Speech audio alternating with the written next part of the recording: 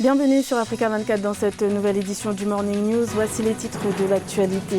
Un plan d'action en faveur de l'éducation a été adopté ce samedi en Éthiopie par le comité des 10 chefs d'État champions de l'éducation. Des recommandations élaborées au Malawi en 2018 pour promouvoir la formation technique et professionnelle. Quel bilan pour l'accord de paix du 6 février 2019 en Centrafrique? Cette entente, conclue à Khartoum, avait été signée à Bangui pour sceller la paix et la réconciliation. Mais un an plus tard, la Centrafrique est loin des résultats escomptés. Et le Tchad bénéficie de nombreuses potentialités en matière de ressources naturelles, mais peine à développer sa production interne. Une situation qui conduit cette économie à dépendre de l'exportation des produits de base. Mais tout d'abord, au Cameroun, la campagne électorale s'est achevée ce samedi en vue des élections législatives et municipales prévues ce dimanche 9 février. Une campagne qui a suscité peu d'enthousiasme, notamment à cause du conflit séparatiste anglophone, selon plusieurs ONG, qui redoutent d'ailleurs un fort taux d'abstention, notamment à cause du boycott des scrutins annoncés par une partie de l'opposition et de la société civile. En revanche, le parti au pouvoir, le RDPC, est la seule formation politique à aligner des candidats dans la totalité des circonscriptions électorales. Peu d'inquiétude donc, bien que sa stratégie de campagne a été un peu différente des fois précédentes. Le comité des 10 chefs d'État, leaders dans le domaine de l'éducation, a adopté ce samedi en Éthiopie le plan d'action de Lilongwe élaboré au Malawi en 2018. Un plan pour promouvoir le secteur des sciences et de la technologie, le tout en marge du 33e sommet de l'Union africaine qui s'ouvrira ce dimanche à Addis Abeba. Reportage de notre envoyé spécial en Éthiopie, Jacques Amboka. Investir dans l'éducation, les sciences et la technologie, c'est l'une des recommandations du C10, le comité des chefs d'État 10 champions de l'éducation. Élaboré au Malawi en 2018, le plan d'action a été adopté ce samedi 8 février en marge du 33e sommet de l'Union africaine. Pour le président sénégalais Macky Sall, qui est à la tête de ces comités, il est nécessaire de promouvoir davantage la formation technique et professionnelle. Je souhaite pour ma part insister sur l'urgence à promouvoir davantage la formation technique et professionnelle en Afrique. Nous devons vaincre le mythe selon lequel l'enseignement classique est la voie principale, pour ne pas dire la voie royale, indispensable pour la réussite. Porté par le président sénégalais, le plan adopté par les délégués du comité des 10 sera par la suite soumis à l'approbation des chefs d'État au 33e sommet de l'Union africaine. Par ces documents, l'Union africaine entend inciter les États à accorder à l'éducation au minimum 10% de leur budget. La décision de Khartoum qui dit qu'il faut investir 1% du PIB dans le domaine de la recherche, la science et la technologie, doit être traduite au pourcentage de budget qui est beaucoup plus réel, qui doit être investi dans ce domaine pour que l'Afrique puisse effectivement relever le défi. Ces plans d'action visent également à assurer la qualité de l'enseignement dès le début de la scolarité. Ils invitent par ailleurs les femmes à s'orienter davantage dans les professions techniques, largement dominées jusqu'à présent par les hommes. Où en est-on dans l'exécution de l'accord de paix en Centrafrique, conclu à Khartoum au Soudan et signé à Bangui le 6 février 2019? Un an plus tard, le succès de cette entente semble être en demi-teinte. Une dizaine de groupes armés et le gouvernement s'étaient engagés à mettre un terme aux violences qui minent le pays depuis 2013. Le point sur les avancées réalisées avec Cohen Kamsefem. 12 mois après la signature de l'accord politique pour la paix et la réconciliation en Centrafrique, le bilan de part et d'autre est mitigé. Optimistes, les Nations Unies évoquent de réels progrès comme la réduction de la violence, le début du processus de démobilisation, désarmement et réintégration, le redéploiement des forces de défense et de sécurité, ainsi que l'administration et l'adoption en cours des projets de loi prévus par le document signé le 6 février 2019 à Bangui. Dans tout accord de paix, il existe des défis à relever et des remises en question permanentes. L'unique voie dans le contexte de notre pays reste la voie de la paix et de la recherche du dialogue national. Il n'y a pas d'autre alternative possible. Une note d'espoir alors que plusieurs groupes armés signataires de l'accord de paix poursuivent leurs activités criminelles. Depuis un an, des pics de violence ont été enregistrés dans le nord-ouest du pays, mais aussi à Alindao, où l'unité pour la paix en Centrafrique d'Ali Darassa conduisait des opérations de conquête. La Centrafrique, un an après cet accord, reste un État fantôme. Quand vous allez dans la partie frontalière avec le Cameroun, il y a des fonctions entières de l'État qui sont entre les mains des groupes armés. Alors que s'annonce une période électorale avec des scrutins présidentiels et législatifs en 2020 et 2021, l'aboutissement de l'accord de paix du 6 février reste un impératif pour le gouvernement centrafricain. Celui-ci devra régler la question de l'impunité de plusieurs chefs de guerre, souvent décriés par de nombreux acteurs politiques et la société civile, toute chose qui pourra aider à créer un véritable consensus national autour de cet acte de paix.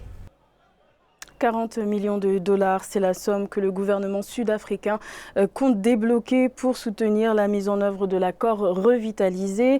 Une décision qui émane de la 905e réunion du Conseil de paix et de sécurité sur la situation de la République du Soudan du Sud qui s'est tenue le 27 janvier. Plus de détails avec Nelly Claude Bessa. Le Soudan du Sud, qui a franchi de nombreux caps en faveur du retour à la paix, a dû concéder un investissement de 40 millions de dollars pour soutenir le processus de mise en œuvre de l'accord revitalisé. Le pays qui s'était engagé à travers le président Salva Kiir et l'opposant Riek Machar a formé le 22 février 2020 un gouvernement inclusif d'unité nationale de transition revitalisée ambitionne de rétablir la confiance et de résoudre les questions en suspens. Le Soudan du Sud peut, par un sursaut national, s'organiser pour trouver les fonds si tel est que la priorité est la paix au niveau de la vision des principaux gouvernants. L'important financement avait été dédié à l'accélération du cantonnement des forces armées des deux camps en vue de la formation d'une armée unifiée qui avait pris énormément de retard. En outre, le Conseil de sécurité et de paix de l'Union africaine demande aux autorités sud-soudanaises le déblocage urgent du solde des fonds nécessaires pour entreprendre les tâches critiques en vue de la formation du gouvernement unifié. Elle concerne notamment le nombre et les frontières des États, la mise en place et le déploiement des forces unifiées nécessaires sur le terrain. Objectivement, il faut qu'ils mettent en place des institutions très solides et qu'ils ratifient les instruments de défense et de protection des droits humains. Il faut qu'ils le fassent très rapidement pour signifier leur volonté. Le Soudan du Sud, qui a paraphé en septembre 2018 l'accord de paix revitalisé, intensifie les stratégies pour le retour à la paix et à la stabilité dans le pays. Un mécanisme de supervision de la sécurité a été mis en place pour soutenir les parties dans l'élaboration de mesures visant à résoudre les problèmes logistiques que pose la formation des forces unifiées nécessaires. La production interne est faible au Tchad, ce qui explique la dépendance de l'économie aux produits de base. Le pays bénéficie pourtant d'un environnement favorable à l'agriculture et à l'élevage, mais peine à exploiter ce potentiel et fait de l'exploitation du pétrole son activité économique principale sans se diversifier. Les explications de Nathalie Moho. L'économie du Tchad est dépendante aux produits de base. Les potentialités économiques du Tchad en matière de ressources naturelles sont importantes. Cependant, elles sont généralement exportées sans une transformation au niveau local, ce qui conduit à une importation massive de produits de base manufacturés. Consommer local, c'est un acte citoyen, c'est un acte de patriotisme et c'est un acte qui permet de développer le pays. Et cela dit, pour que ça devienne une réalité, il faut que les produits soient accessibles. Malgré une légère augmentation des exportations d'oléagineux et de gomme arabique, la valeur des exportations agricoles du Tchad a baissé de 2,5 milliards d'euros, soit 16%. La part des exportations agricoles dans les exportations totales est ainsi passée de 92,5% à 5,8%, reflétant la faiblesse de la production interne du Tchad. mettre en place des mécanismes permettant d'augmenter la part des produits agricoles, assister les fermiers, les cultivateurs tchadiens, en mettant à leur disposition des engrais. Maintenant, il faudra subventionner cette agriculture-là. En termes de disponibilité des ressources en terres cultivables, le Tchad dispose de 39 millions d'hectares, soit 4 millions d'hectares irrigables. L'agriculture contribue à hauteur de 17,44% au produit intérieur brut, mais est soumise aux effets néfastes du changement climatique qui la rendent plus vulnérable. La République démocratique du Congo veut mobiliser plus de recettes publiques en 2020, raison pour laquelle le gouvernement a instauré plusieurs réformes telles que le rétablissement du paiement de la taxe sur la valeur ajoutée, des efforts nécessaires pour regagner la confiance des bailleurs de fonds internationaux. Nathalie Moreau.